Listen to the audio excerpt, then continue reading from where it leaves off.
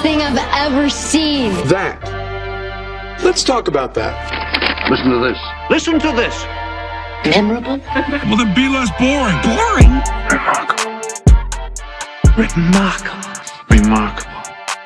Remarkable. Welcome to Remarkable. I'm Ian Faison, CEO of Caspian Studios, and today it's our 150th episode, and I am joined by my amazing co-host, Meredith. How are you? I'm great, Ian. How you doing? I'm doing great. Seems impossible that we're 150 episodes in. Truly.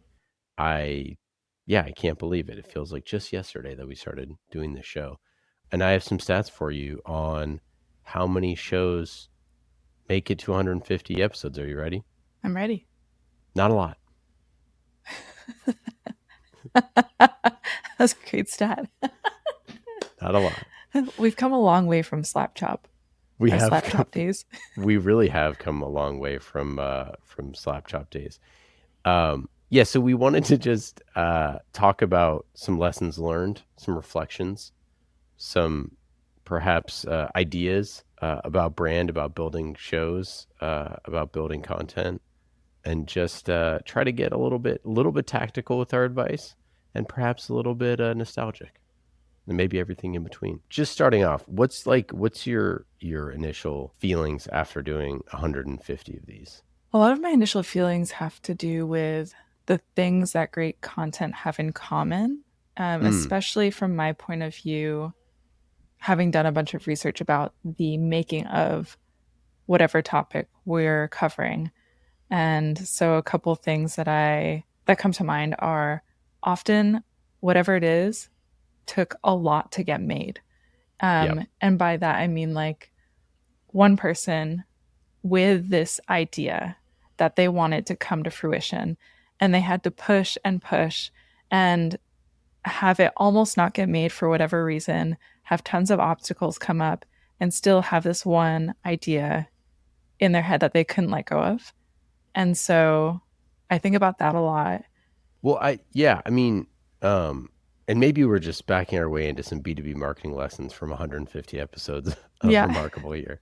But I think so the number one being, it takes a lot to make something great. And like virtually every single idea, we bring up The Godfather a lot, of basically like, it was this seminal piece of work, and basically, it took forever to get it made. Nobody wanted Marlon Brando, nobody wanted Al Pacino. That every single thing that we covered, for the most part, was very difficult to make. And the huge swings and home runs came with an original idea that somebody had about a way that they wanted to do something, and they had to fight like hell to get it made. And usually, because it's an original idea, they're going to end up having to convince people that are kind of weird. Like they always have to convince people that, like, hey, like Monty Python has and the Holy Grail, they have like, investors that are like musicians and other sort of stuff. There's always someone that you have to convince to get it made. And so like, in the B2B world, obviously you have to convince your CFO, you have to convince your CMO or your CRO, or, sometimes your CEO or whatever it is. And it takes conviction to be able to do that. Like, it takes conviction to be able to sell a big idea, and like big swings make big hits. And like that happens over and over and over again. And there's always like an actor that is not mainstream that becomes mainstream. You think of like Star Wars and the actors there. There's just so many different things that go into making it, but there's a lot of unknowns, and there's a lot of variables, and a lot of the things that can go wrong. But that's what makes it original. Like, it makes it hard to understand an original idea, and therefore something like that makes it way harder to make. Yeah, I think on top of that, like, having a strong message is really important. Like, having a really strong voice that comes through, and that's part of having like a really clear idea of what you want to accomplish. Yeah, I think a lot of times, like the creator of like the best works, like truly is creating something that they want to exist in the world, and they're sort of like, I have to see my vision come to life. And like, I think that if I make my vision come to life, I bet that there are other people that will share in that.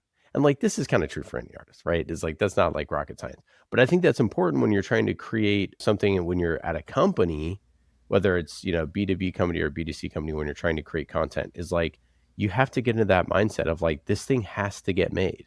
Like, we have to bang on the table to say like, this thing should get made. This is not, this is something where we should take a risk, or we should take a chance.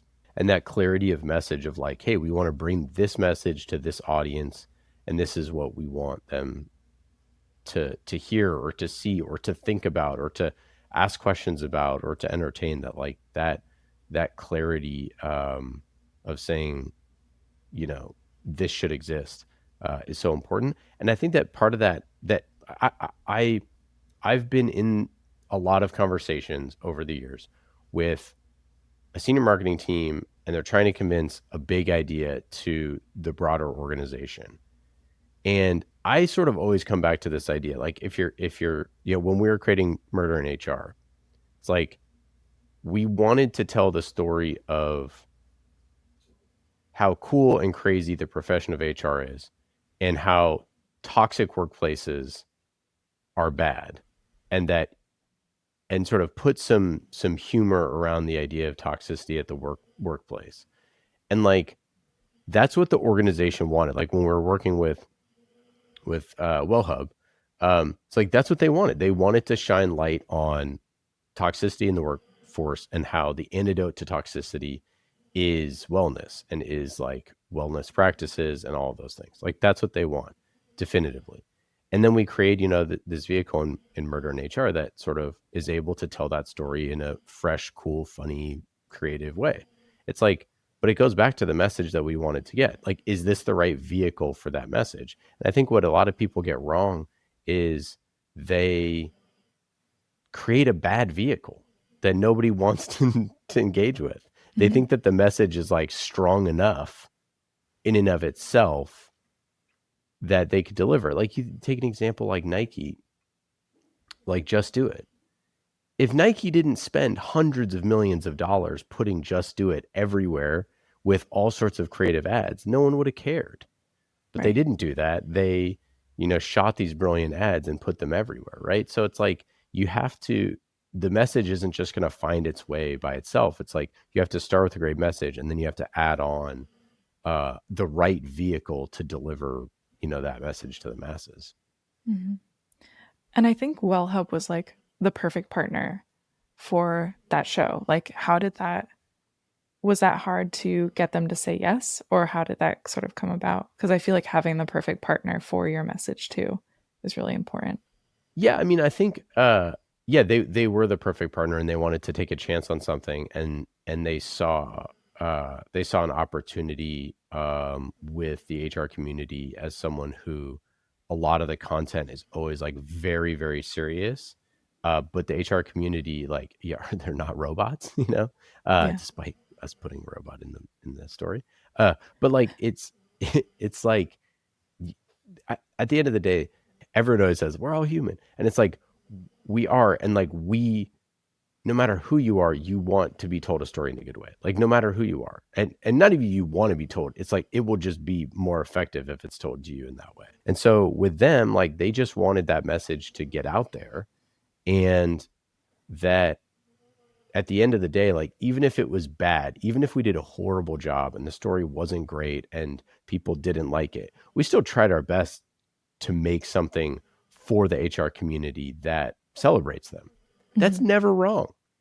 Right. Like, it might not be the best use of funds, right? Like, that, if that's what the CFO wants to argue, is that like, hey, we should have spent that money on something else, on like billboards, you could have that argument for the rest of your life. Like, what's the better use of spend? But at the end of the day, like, you can't look at that project and say that, it reached 2 million people, and and it was fun and funny and has tons of 5 stars of reviews and won a bunch of awards. It's like, yeah, that's because it was awesome, because it was great, because Right. HR people told us they loved it. So it's like we did do a great job, but at the end of the day, it's like even if we made it and we fell short, that's okay. I think just a lot of people just don't want to fall short, or they think that somehow that thing is going to get them fired or whatever. And it's like, that's just not really the case. Like you don't really get fired for taking swings. And maybe at some organizations you do, but like that's pretty rare. And it's pretty rare that you would get so far out over your skis.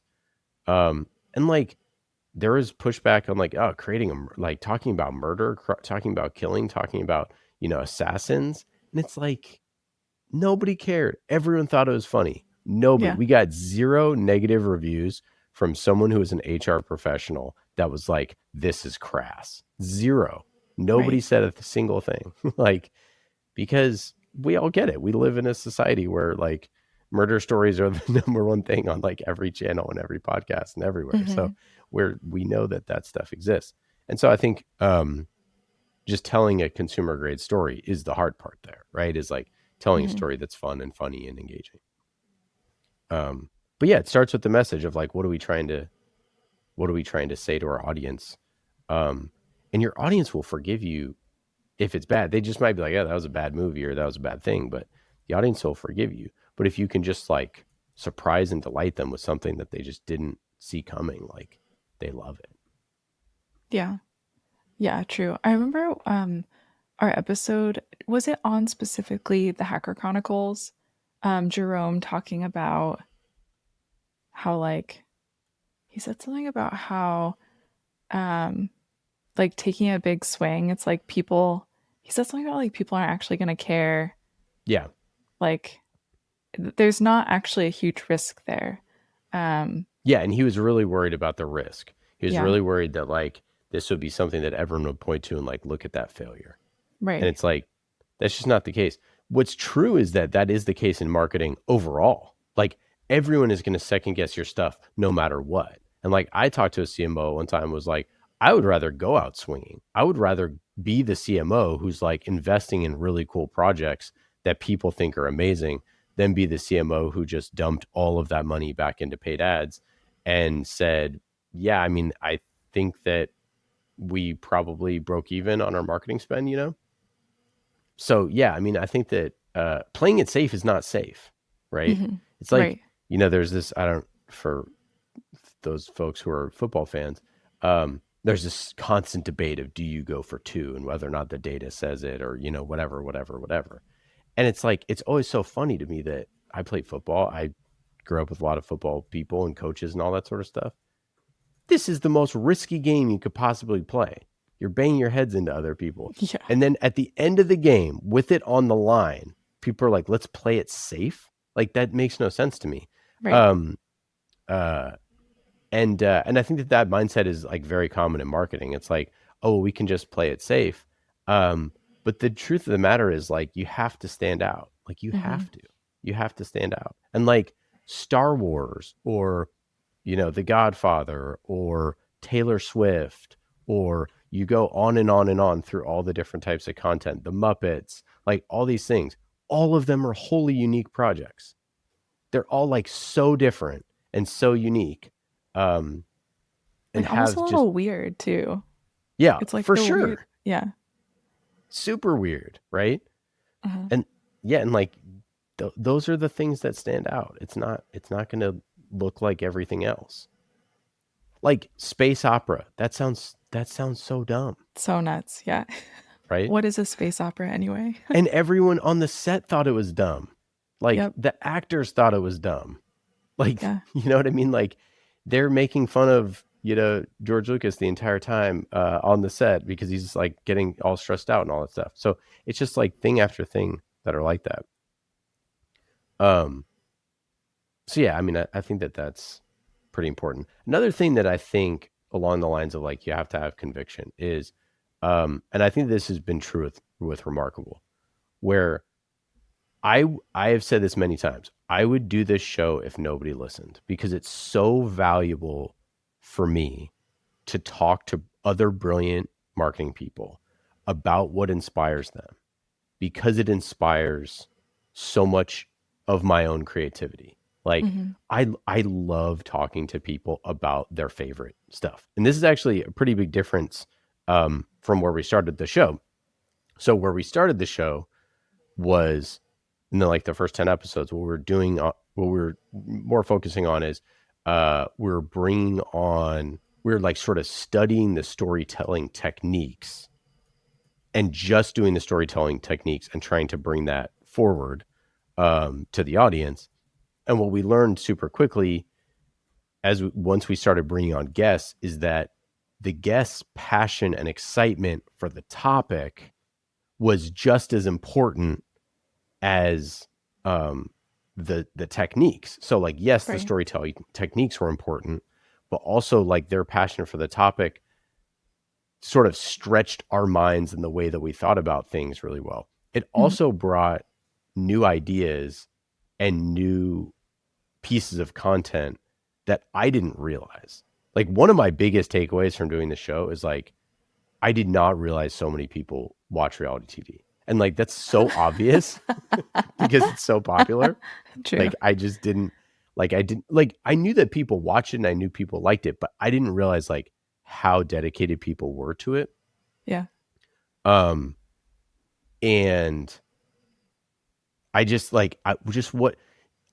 unearthing that little secret, which is not a big secret, but like people in marketing, there's a huge percentage of people in marketing that love reality TV. To me, that was like, we uncovered a little nugget of gold where you're like, that was super eye-opening to me. And I'm like, is there any content that any marketing team who's marketing to marketers creates that's reality TV? No, nobody's doing that. Why not? Right? They all love reality TV. Like, doesn't it stand to reason that you could do something like that? Like, those are the little secrets that you really get when you actually dig in and figure out what people like.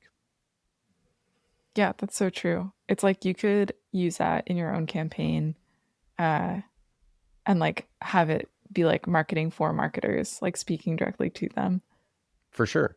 And I think about this, like back to the piece of like, I would do this if nobody listened. Like, I mean, they always talk about like, it's so important to talk to your customers and to ask them questions. But I think it's like a step beyond that. It's so important to talk to them about what they're passionate about. And it might not be work. And like what we've seen with a lot of these episodes is there's guests who want to talk about what they're doing at their job. There's also a lot of guests that want to talk about like just the thing that they're passionate about because they've never in their life got to talk on a podcast about their favorite movie or their favorite video game or whatever it is, for work, as part of work, and sort of like dissect it in a way that gets at that stuff. I think that that's really important. I think it's an important takeaway that whether it's in customer interviews or conversations, that to interview your customers, not just about like what your product does and what it solves, but also just what they're passionate about broadly. I think that's like a really great takeaway, and bonus points if you can figure out a way to blend it into a show that your audience likes. But I think that that's an important lesson. Yeah, absolutely. It's like you're combining two passions, right? I feel like more and more often we hear marketers come on and be like, I get to talk about my two favorite things today. And I think it's like if you can have, it's almost like the more I think about like niches, it's like if you can combine two things together, it almost makes it twice as powerful. Yep. Because you're speaking to like an even more specific audience. And so that's what I feel like is fun about this show. And like people are super excited. This is one of our shows that like we never have trouble finding guests for, because people want to come on and talk about how they love driving the race car or how they love fishing or how they love this and that. And it's so cool to find out, one, what people are excited about outside of work, but also to combine that with their expertise and combine the two and see what lessons they can draw from it and like how they're using their personal life in their professional life and vice versa. It's been super cool. Yeah. I mean, I think I would say the vast majority of interviews that we've done for this show, the guest has been really excited to do it. We do a prep call for almost everyone, and they're really excited on the prep call. Sometimes very confused at the beginning of like, are we really going to do this? Like, are we really going to talk about this thing? I think we end up pushing a lot of people off of the first topic that they thought of because it's something that's like in the zeitgeist or popular right now, but that they don't feel as passionate about. And we move them towards Yes. something that they're passionate about. Uh-huh. And it makes for better content. I think one of the things that's been really cool is that we often push the guest to think about the content in new ways. Like we hear, so many guests when Meredith, when you give your soliloquy, your backgrounding on the topic, we hear from so many guests like, wow, I actually just learned something about this that I didn't even know. And, or you have the person who goes, all the stuff you just said, plus this, Right. this, I this, love and this, that. where it's like Yeah. they have like even more information that they know, like so much information about it that they want to share. And both those things are just so cool. Like either teaching someone something they didn't know about something they loved, or helping them teach others about something that they love is a really special moment. It's like a very special way to create content with someone. Yeah. I think, like you said, just teaching somebody, including an element of education, is like just adding value to whatever it is you're providing for your audience. It's like if you can teach them something about what they love, like they're, you have full buy-in from them. Yeah, and I think the sort of like Maslow's hierarchy of needs version of that is like the highest level is like if you can teach them something about themselves that they didn't know, right?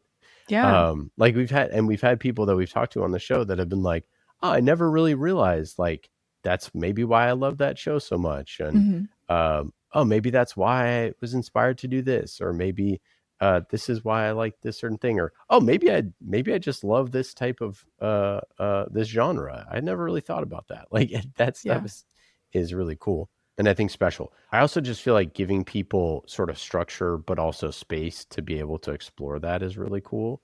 And to have the structure that we have for the show so that it is consistent and repeatable for the audience so that they know what they're getting, but also there's a lot of flexibility within that, I think is delivers a great show rather than just like all of us rambling about stuff, which we do that too. But we do that too. A little bit more structured. Yeah, agreed. It's nice because we really give people like a few questions in advance to be like, this is what we're sort of thinking of asking you. Then it's like we go off on all sorts of not tangents, but still interesting parts of the conversation. But it kind of goes off in different ways that you kind of wouldn't expect, just thinking about the initial question. So it's cool to see where it goes. Yeah, I also feel, our style for this show is designed to be semi-scripted. So like obviously we have like a literal scripted element. And then we have, we do prep with the guest on like what the topic is going to be. And we have sort of like loose questions. We know that they need to bring 3, B2B marketing lessons. That's their homework. But then we don't script anything else other than that. So like I don't read their answers ahead of time to know what they're going to say. I prep my own stuff. You prep your own stuff. And I think that that's also for us, for this show, really important because it still feels very serendipitous. And then I do a little bit of my own backgrounding, but I generally try to avoid your backgrounding as well. So those things feel very, it just adds serendipity and levity into the conversation where you get some more like, honest reactions. I think you'd have to be pretty talented, and maybe we are, maybe not. I think you'd have to be pretty talented to be able to know all the information and feign all of those emotions. I think that would be pretty difficult. And we generally speaking don't share the backgrounding at all with the guest ahead of time. So they don't know what's going to come. And we do it live with them instead of putting it in post, which was a decision that we talked about early on, which is like, this is a huge block of, there's a couple minutes that we're going to do this. Should we do it with them or not? And unequivocally, the right choice was to do it with them there. Yeah. It gives a lot to talk about and chew on afterwards, I think. And is just more like, is fodder the right word? Just like fodder for more conversation around marketing lessons and things like that. And I always love doing it. And I feel like too, it's like, makes you think about how you create your own content compared to how whoever created the content we're talking about. Yeah, another change. So one of the changes that we've made over 150 episodes was originally the backgrounding was about just like what is this thing and sort of a description of the thing, like whatever it is, like the Eras Tour or whatever. And what we switched it to was you doing backgrounding on how it got made, in addition to like explaining like what the thing is, like very briefly.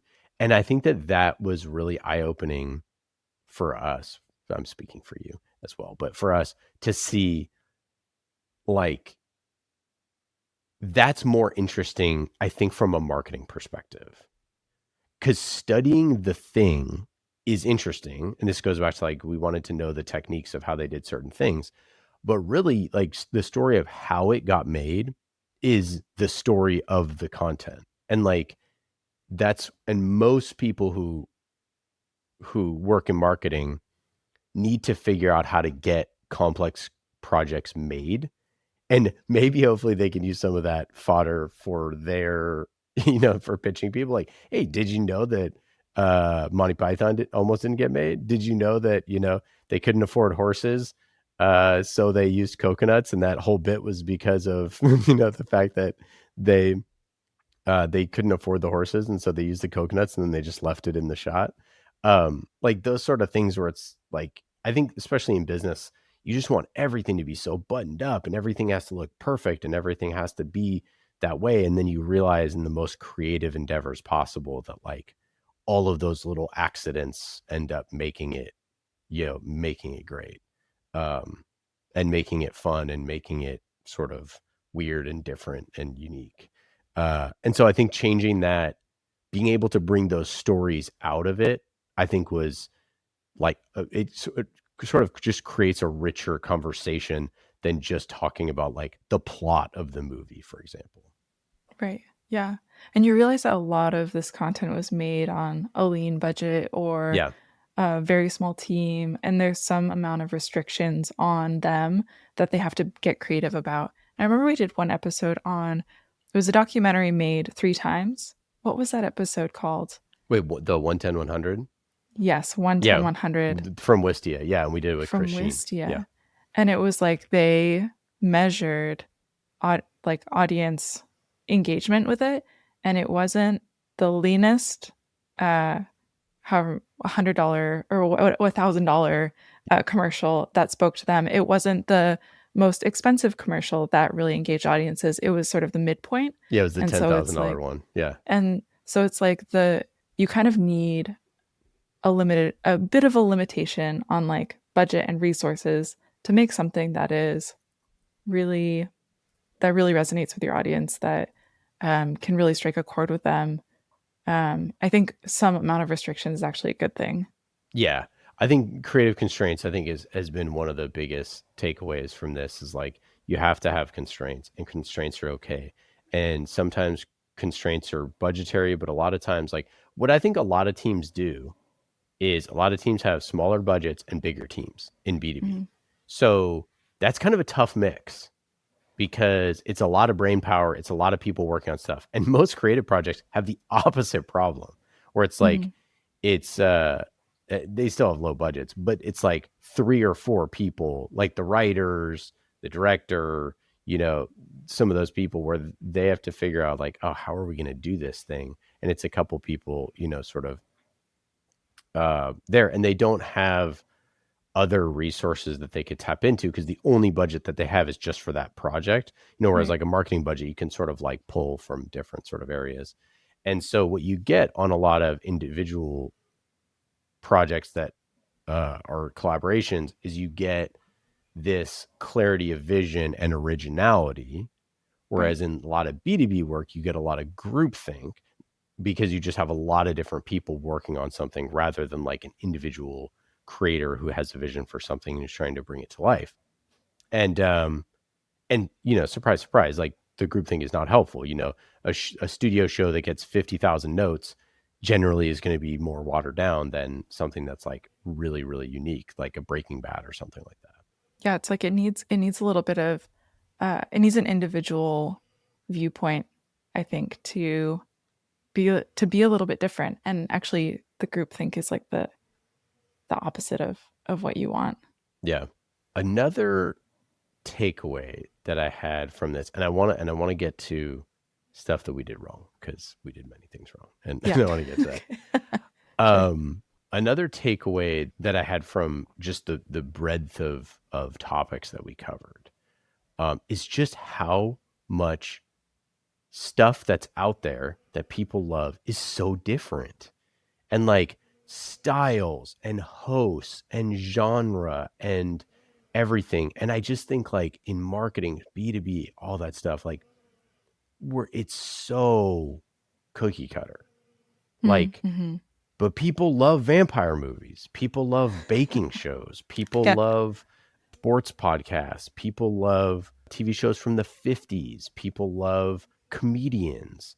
They love books. They love festivals. Like, it's just, and obviously, like, you know, as a marketing team, you can't do all that. But it really struck me how into and passionate people are about all these different things that they love. And some of them are hobbies, you know, like records, like collecting records is a hobby, or fishing is a hobby. You know, some of those things that we talked about that had content related to it. But a lot of things are just like their favorite content that they enjoy. And like, you know, I think about, you know, murder in HR being a murder mystery, and just how we did the math and said, hey, a bunch of people in HR, we think that they like murder mysteries based off of XYZ and the data that we looked at, and we should do this.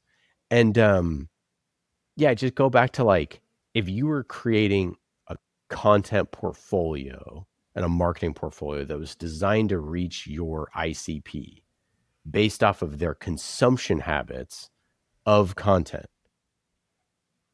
I think it would be pretty interesting to say, okay, well, for 10% of the audience, we should make horror. For 10% of the audience, we should make comedy. For 10% of the audience, we should make reality TV show. For 15% of the audience, we should do a festival, you know, for, you know, whatever. And I know that would be crazy hard and difficult to do, but I think that like, we just don't cross-cut content like that. We don't think about content in those terms. We definitely don't think about creating in terms of fiction and reality, you know, scripted and non-scripted stuff. It's like, it's all just helpful thought leadership content. So it's one of the eye-opening things to me that I just didn't really realize. Like it's like, you know, that in some way, but then when you hear people talk about it and you hear someone go, oh, I never listen to podcasts. Oh, I never watch horror. Oh, I never watch. So, you know, it's like, oh, I never watch, you know, YouTube videos, or I never, I only watch documentaries, right? Only watch it. You just get into these different things where you say, well, if I'm not creating anything like that, like if I'm not creating a single documentary for my audience, and this person told me that she only likes documentaries, I'm like, wouldn't that be the best way? Like, if that person is valuable to you, and there's probably other people in your audience that's valuable too, maybe it's worth making a documentary. Yeah. And maybe the documentary doesn't have to be one that costs $50,000 or $500,000. Is there a way to make a documentary that's way cheaper or faster, or to partner with 3 or 4 other partners in this space, or whatever it is? So that just really struck me that,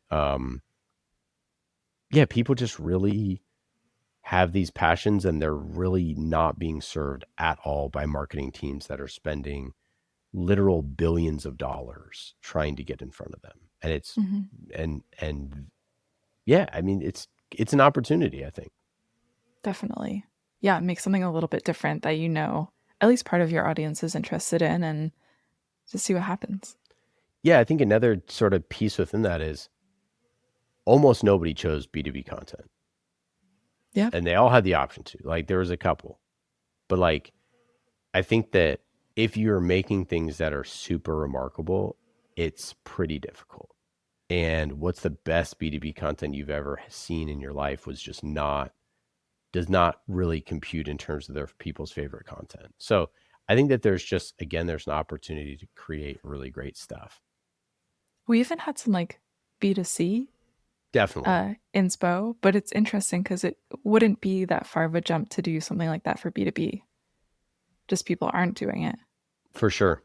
And I think one of the things that you saw, which I think is interesting, is you do see copycats of B2B content from these. So you see Hot Ones copycats, you see The Office copycats, you see Silicon Valley, you see some of the things that get selected here and recreated in sort of B2B content, right? So people do take inspiration and copy those things, which I think is interesting. All right. What do we get wrong? What are our mistakes here? I'll start.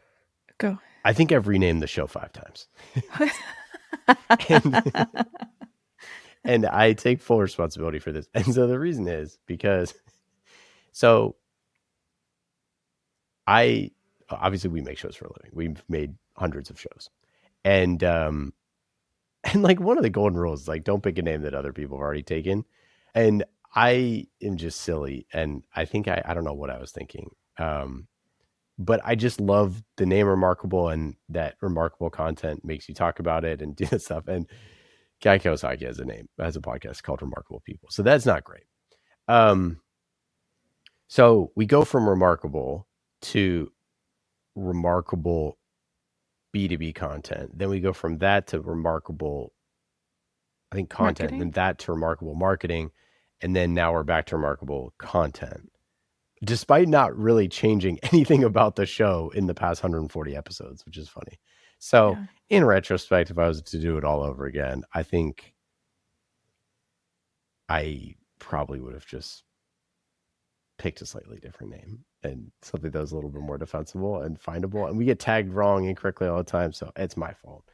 And the best day to change something like that is yesterday, and the next best day is today. However, I like Remarkable Content, and I think that's the final name. So I'm good. Okay. It's because that's what we're talking about. So marketing lessons from Remarkable Content. So I think I'm settled until I change my mind. Until you change your mind. Yeah. Yeah. And we've changed. And I think one of the things part of the reason why we changed so many times is because we wanted to just include all marketing and the B2C side as well, and not just B2B. And I think that was like part of it. And obviously a lot of stuff is skewed towards B2B, but because that's a little bit just like a tougher nut to crack, I think, and a little bit less creative. So we've tried to sort of, bridge that gap a little bit. But that was one of the things we screwed up. Yeah. And that's okay. That's okay. Second thing, I think we definitely launched, I would say, without a clear enough first 10 episodes. And I think that we just got a little antsy. And like, again, this is just something that like we would never do with our clients. It's like we would just do a couple more iterations of it. Mm-hmm. But I think we thought we had the format, and we did not, because we didn't bring on guests. I will say though, I think if we kept doing the original show idea of not having guests and just having the same group of us on like every episode, it would have been a really fun show and a very different show. Yeah, very different. But I think it would have been great too. So I think we made the right decision, but it also probably would have been pretty great. I would say though that like a lot of the time when we're just trying to get a show up and off the ground for the very first few episodes, there's so much pressure to have it be perfect first episode, where it's like, I feel like Remarkable, because we were just kind of figuring out what we wanted, we kind of gave ourselves also the freedom to just get going, like make something, which I kind of love at the same time, because it gave us the flexibility to sort of adapt and improvise and change as the show went along, with little pressure to make it perfect. Yeah. And so I feel like it's gotten better and better and better. And like you often say, like, people often don't come into a podcast as a first-time listener and start at episode 1. Yeah, you never would. Yeah. Yeah. So I think all in all, like, it ends up working out. I haven't personally gone back and listened to episode 1. I know. Well, we did the one with Dane on Jaws that I don't think we ever aired. We never released it. We really should, because it was really good. And I really liked it. But the funny thing was, so Dane, who's our head of development, he was such a great guest. But he originally was sort of like the co-host, and he was such a great guest that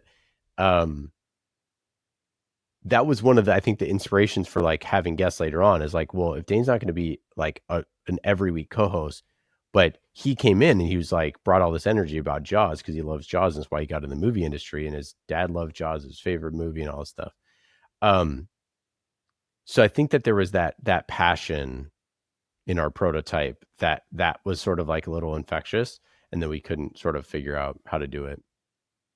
But yeah, I think it would have worked. I think if we were to redo it in the different format, I think having guests versus not having guests is obviously a huge decision that we deal with every show. But I think if we were to redo it, we would just do you and me every episode discussing a single thing like we do now without guests, and then maybe every now and then bring on like, you know, a special guest or like a rotating guest, like bring back Colin or bring back Dane or whatever for like certain types of topics. But it would have been a very different show, obviously. And a different utility, right? Is like, that's not really what we were like. We weren't really trying to make the what we were missing to really diagram it.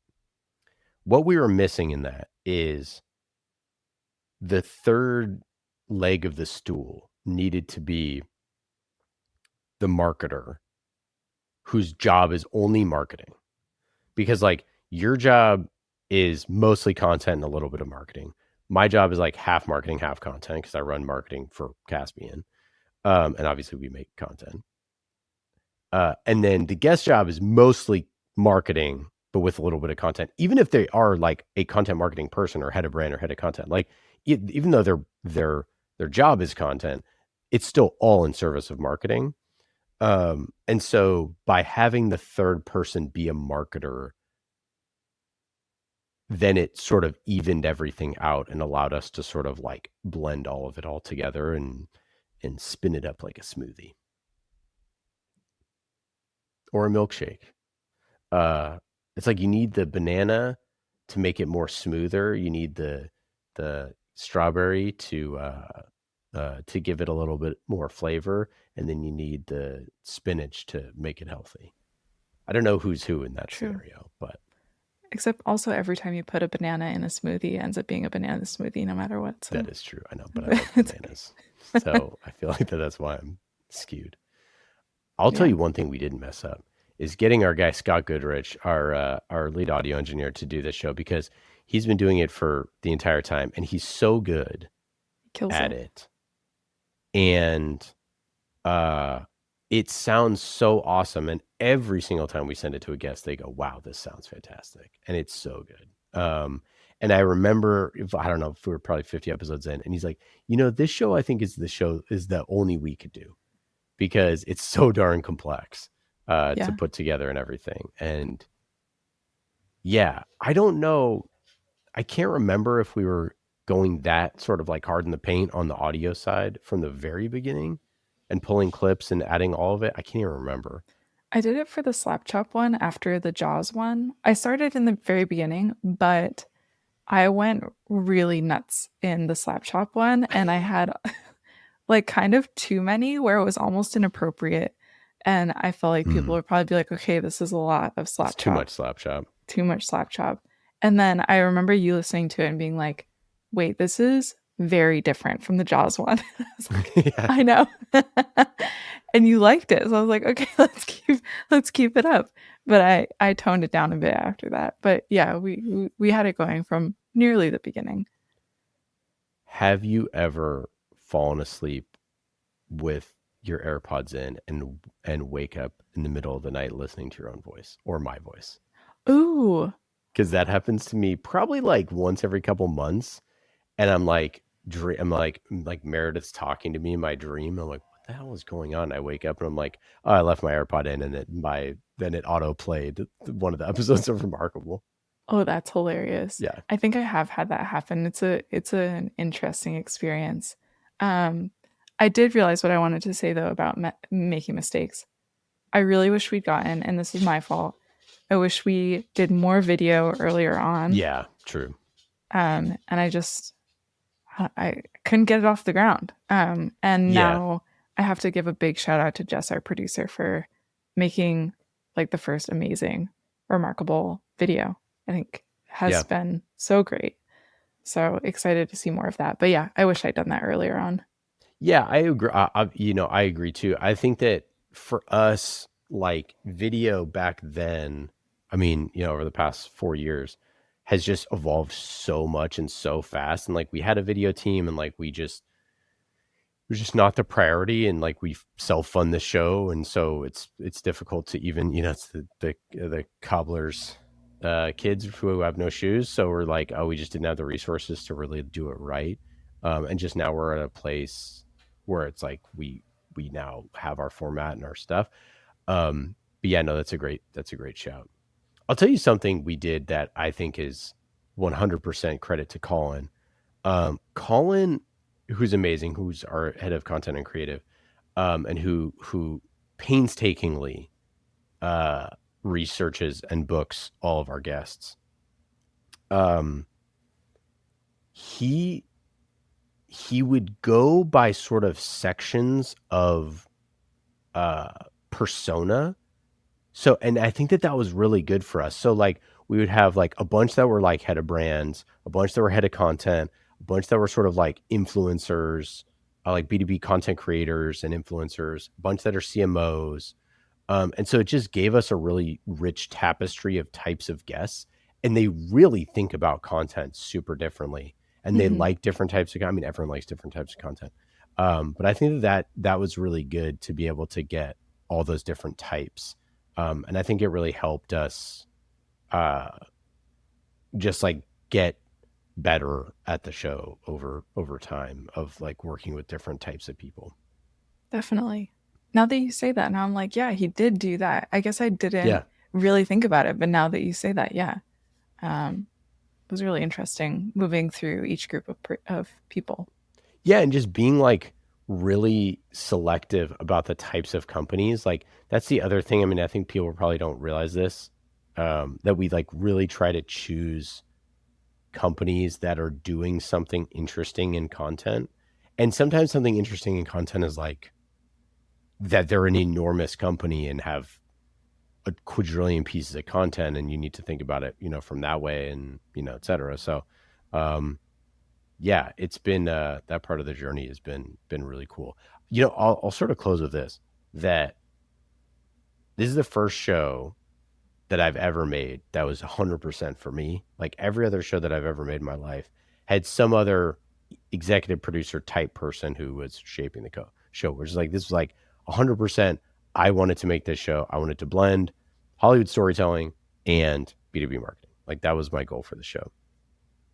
And the fact, and we have tweaked it a bunch, obviously, but not really that much. Like it's this, the core still remains. And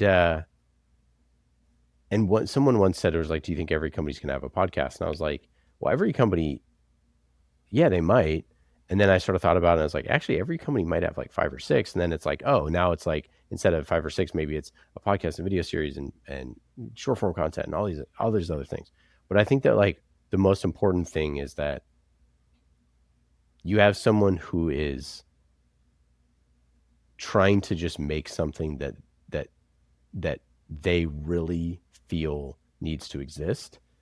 And I just felt like this was something that I would talk to people about in private, and it just needed to be in public. And like, I was just really proud that we could just do that and just say, you know what, we're going to commit resources to it. And I think it's like the best thing that Caspian ever did from a marketing perspective. I think it totally changed. Just like it helped me write my newsletter. I've mentioned this before, but every week it gives me inspiration for my newsletter that I write. I've learned like so much. Yeah, it's just the coolest. It's the best. I'm really proud of it. what are your final thoughts? I am really proud of it. It's been such a consistent effort and intention towards getting the most out of every episode. And we've met so many amazing people, and it's so cool to talk to them about something they're really excited to chat about. And I feel like I have learned so much. Like coming in, I didn't have I don't have a marketing background or anything, so it was definitely a learning experience for me. And I feel like it's come a really long way, and I'm proud of it too. I feel like it's become something really, really great. Yeah, and I just want to say thank you to everyone who's listened, who likes the show, and the message and different things that we get is like really, really cool. And thank you to all the guests who have come on and shared their stories and been vulnerable and shared what they love and hopefully we did a good job telling their story a little bit different than they normally have. So yeah, that's it. 150 episodes. On to the next 150. That's right. 150 plus. Back at it. All right. Thanks so much, y'all. Later.